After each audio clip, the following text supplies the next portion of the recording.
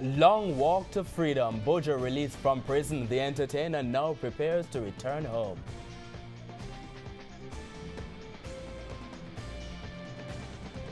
Good evening and welcome to Primetime News on air and online at onespotmedia.com. I'm Archibald Gordon. And I'm Lorraine Samuels. Also this evening, anguish and disgust. More stories from state of emergency detainees about the condition of their stay in lockups. Death squad trial continues. We have the latest from the forensic pathologist's testimony. Out of space, overcrowding at Children's Hospital. The health minister speaks expansion to solve the problem. And in the financial week, acquisition. Grace Kennedy expands in the United States.